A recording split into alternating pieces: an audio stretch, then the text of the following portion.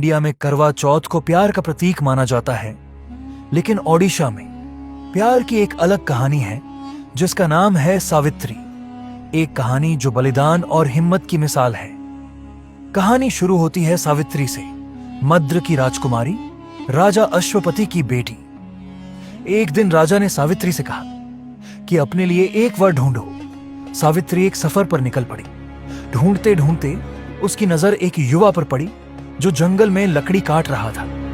सावित्री हैरान होकर पूछती है, एक इतना सुंदर तेजस्वी युवा जंगल में क्या कर रहा है? उसका नाम था सत्यवान और उसने बताया उनके पिताजी अंधे हो गए और उनका राज्य उनसे छीन लिया गया। सत्यवान की कहानी ने सावित्री का दिल छू लिया।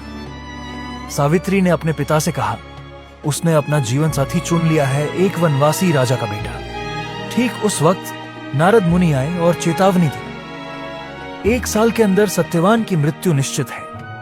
लेकिन सारी रुकावटों के बावजूद सावित्री ने प्रेम को चुना और राजा अश्वपति भी बेटी के संकल्प के आगे झुक गए। सावित्री और सत्यवान की शादी हो गई।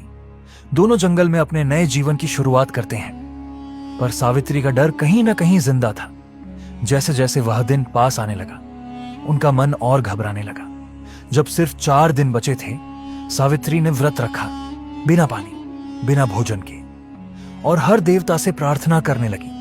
जब वह दिन आया, सावित्री ने कहा, मैं सत्यवान के हर कदम में साथ हूं। पर सब कुछ करने के बावजूद सत्यवान जंगल में बेहोश होकर गिर गया और यमराज उसकी प्राण लेने आए। पर सावित्री रुकी नहीं।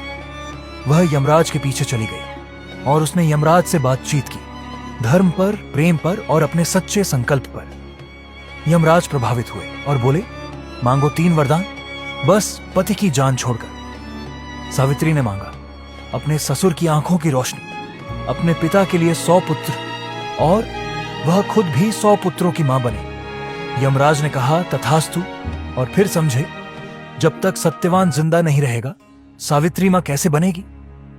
अपने वरदान में बंधकर यमराज ने सत्यवान की प्राण वापस कर दिए। सावित्री ने अपनी भक्ति और संकल्प से मौत को भी हरा दिया। तब से लेकर आज तक हर साल ओडिशा की शादीशुदा महिलाएं सावित्री व्रत रखती हैं। बिना कुछ खाए पिए व्रत करती हैं, बरगद के पेड़ के नीचे धागा बांधती हैं और प्रार्थना करती हैं अपने पति के स्वास्थ्य, लंबी उम्र और सुख के लिए। अगर यह कहानी आपके दिल को छू गई हो तो फॉलो जरूर करो।